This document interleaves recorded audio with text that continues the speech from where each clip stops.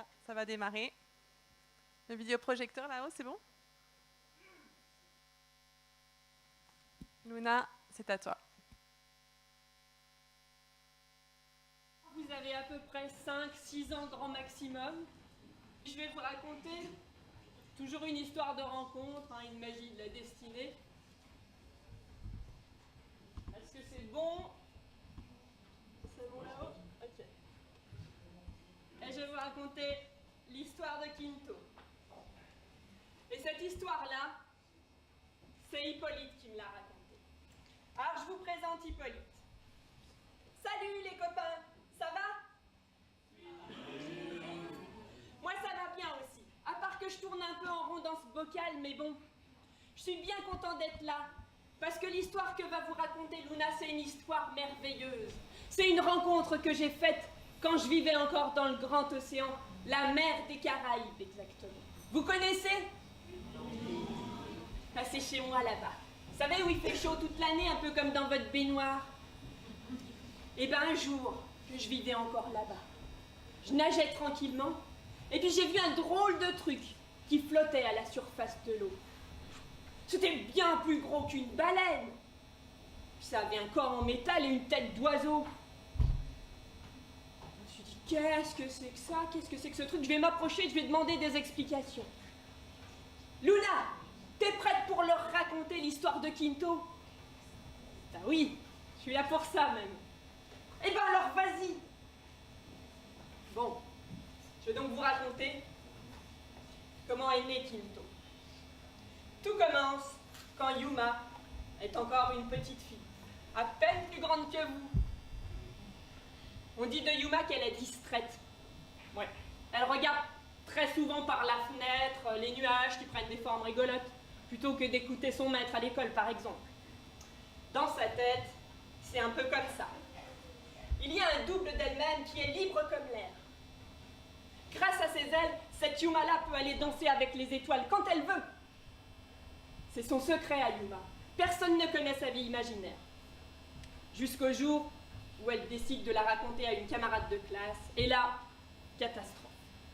La petite fille se moque, puis elle en parle à une autre qui se moque, et toute la classe finit par se moquer de Yuma. Et quand Yuma passe dans les couloirs, elle entend « Yuma est folle, elle croit qu'elle vole ». Ben ça la rend super triste, Yuma. Le soir, quand elle rentre chez elle, le vieux des Sheng la regarde passer tout abattue qu'elle est et lui dit « Yuma, si tu veux voler, peins un oiseau !» Il a soufflé cette parole à l'oreille du vent qui l'a rapportée jusqu'à celle de Yuma. « Non, je veux pas entendre ça, je veux être comme les autres enfants !» Et puis elle s'en va, d'un pas décidé. « Hey, femme-toi attention, tu mets les pieds, tu as failli m'écraser !»« Oh pardon, coccinelle, je t'avais pas vu. Mais pourquoi tu me parles toi aussi? J'ai dit que je voulais être comme les autres enfants. » Bon, c'est simple, si je ne te parle pas, tu m'écrases. Et qui c'est qui va surveiller les salades dans le potager? Et tu sais, le vieux de Sheng, il a raison. Garde bien ces paroles au fond de ton cœur. Un jour, elles te serviront. Yuma grandit, elle va au collège, puis elle ira au lycée. Et un jour, alors qu'elle assiste à un cours de peinture, une coccinelle vient se poser sur sa main. Alors qu'est-ce qu'elle décide de peindre, à votre avis, ce jour-là au cours de peinture? Yuma? Un oiseau, bien sûr. Et quand elle l'a terminé, elle le regarde attentivement et c'est marrant, mais il lui paraît vivant. Bon. Le cours se termine, alors il faut ranger ses pinceaux, les laver avant, accessoirement, ranger les peintures et tout ça, quand tout à coup,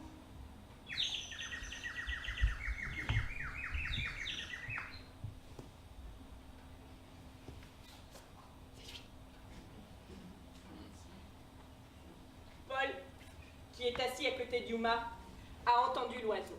« Yuma, ton oiseau, il a chanté !»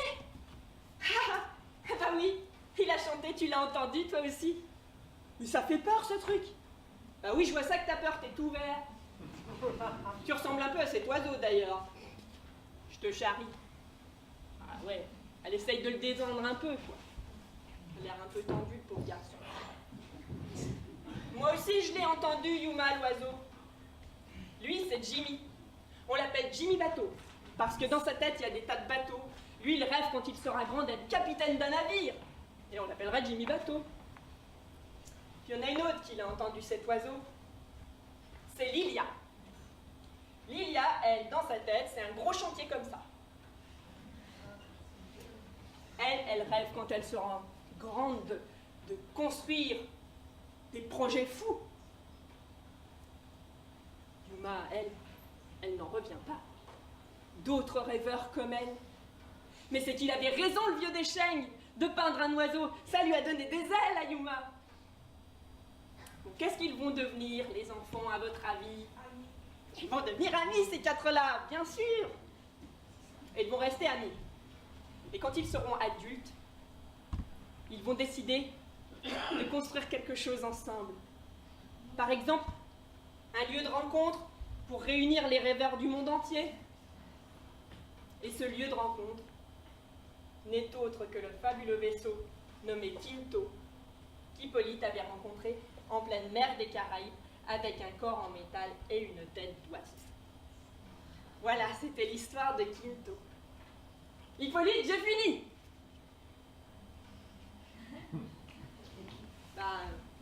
Hippolyte, ferme.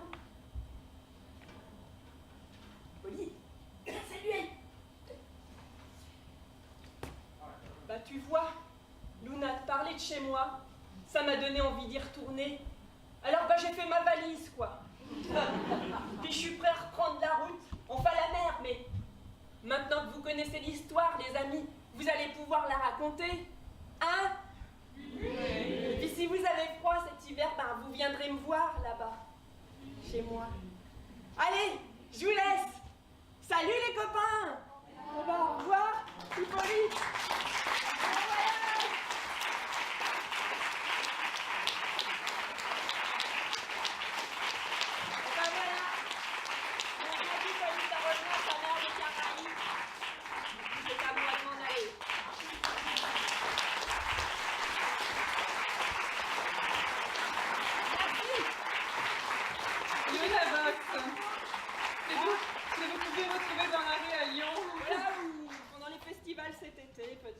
Sur les routes de France. Merci Luna de nous avoir fait redevenir des enfants, tu nous fais voyager dans le temps, dans le passé.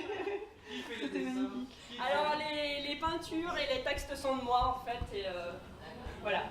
Je suis peintre également.